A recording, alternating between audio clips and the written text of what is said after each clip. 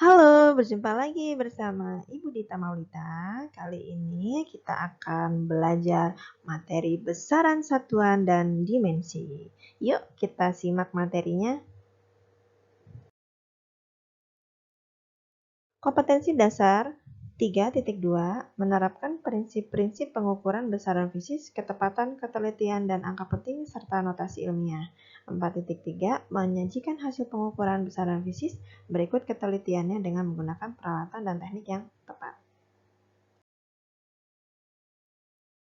Berikut macam-macam alat ukur yang akan kita bahas kali ini, yaitu neraca, jangka sorong, dan mikrometer skrup. Besaran fisika. Besaran fisika terbagi dari dua, pokok dan turunan. Besaran pokok itu terdiri dari 7 besaran yang wajib kita ketahui, yaitu panjang, masa, waktu, suhu, arus listrik, intensitas cahaya, dan jumlah zat. Dimensinya dihafalkan ya anak-anak. Besaran turunan adalah besaran yang satuannya diturunkan dari besaran-besaran pokok, jadi gabungan dari beberapa besaran pokok. Yang biasanya umum itu campuran atau gabungan dari 3 besaran pokok, yaitu panjang, waktu, dan massa. Nah, ini berikut contoh-contoh besaran turunannya. Bagian-bagian jangka sorong, ada rahang dalam, ada skrup pengunci, ada skala inci, skala senti, pengukuran untuk kedalaman, skala nonius, dan rahang luar. Ini masing-masing kegunaannya berbeda-beda ya. Rahang dalam untuk mengukur diameter dalam, rahang luar untuk mengukur diameter luar. Pengukuran jangka sorong, jadi skala utama ditambah dengan skala nonius. Nah, di gambar yang atas, yang kuning, kita lihat skala utamanya 4,5, yaitu garis yang sebelum angka 0 skala nonius, kemudian ditambah skala nonius yang berhimpit dengan garis pada skala utama, jadi 4,53. Begitupun yang di bawah, ini sudah jelas pengamatannya ya, skala utama ditambah skala nonius. Berikut contoh pengukuran pada jangka sorong ya. Jadi ini ada sebuah mur, itu diukur, lihat kita, skala utamanya sebelum angka 0 adalah angka 2,4. Sebelum angka 0 dari skala nonius ya, jadi skala utamanya yang dibaca 2,4, kemudian skala noniusnya yang berhimpit dengan skala utama. Jadi skala nonius yang dilihat di sini ada titik 7, berarti 0,07, 2,4 ditambah 0,07 maka hasilnya 2,47. Berikut bagian-bagian mikrometer skrup, ada poros, ada skala utama, ada skala nonius, itu diputar ya, makanya disebut mikrometer skrup karena dia diputar, kemudian ada roda bergigi, terus ada kunci poros dan ada bingkainya. Ini contoh pengukuran mikrometer skrup ya. Jadi skala utamanya di sini 5 yang garis atas, kemudian yang bawah tambah ada setengah jadi 5,5. Kemudian garis nonius yang berhimpit dengan skala utama itu di angka 30.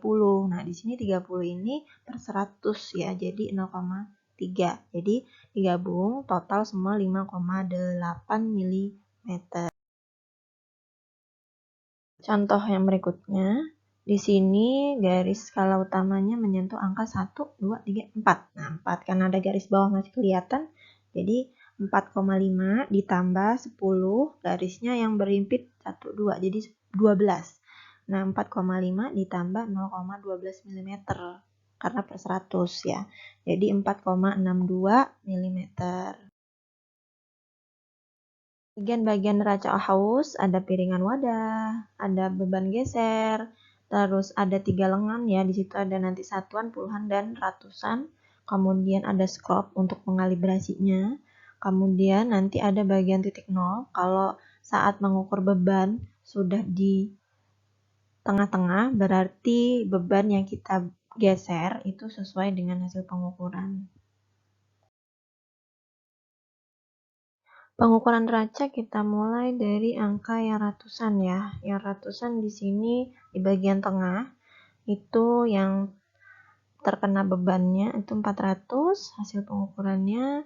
Kemudian beban ada di bagian 90 untuk puluhannya. Kemudian yang satuannya itu di titik 8,2. Jadi 498,2 gram hasil pengukurannya.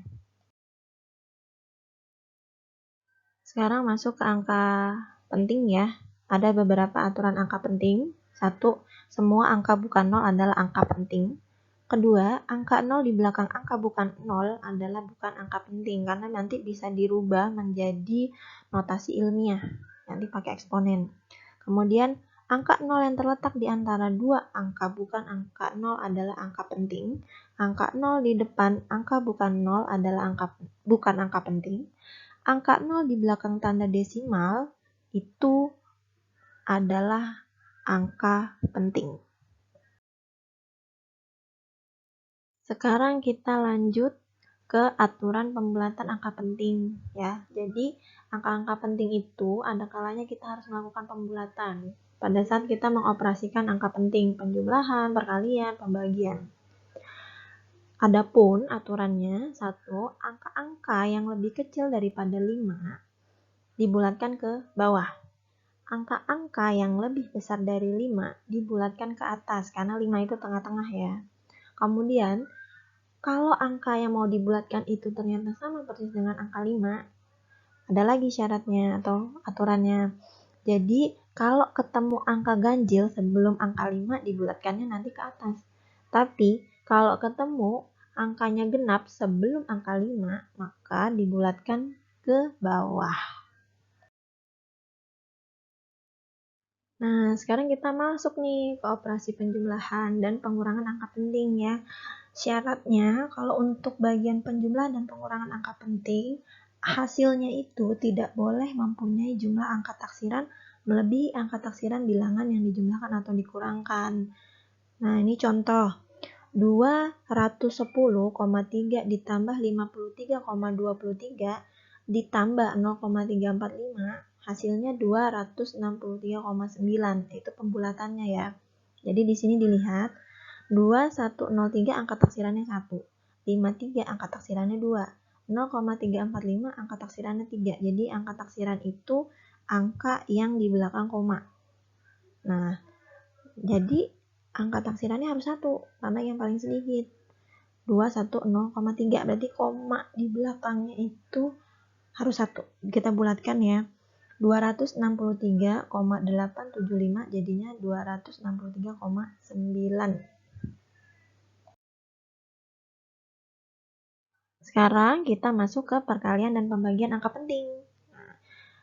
Kalau di perkalian itu jumlah angka penting hasil perkalian dan pembagian itu harus mengikuti angka penting yang paling sedikit pada bilangan yang dioperasikan. Contoh, A 0,548 ada 3 kan angka pentingnya. Kalau 0,2 angka pentingnya 1. Nah, ketika kita kalikan hanya boleh menulis satu angka penting.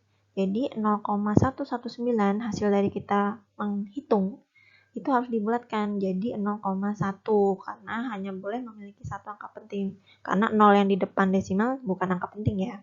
Selanjutnya yang B, akar 25. Akar 25. 25 itu angkanya ada 2 angka penting. Nah, kalau di akar hasilnya kan 5. Hanya punya 1, tapi kita hanya dibolehkan menulisnya 2. Jadi 5,0. Begitu.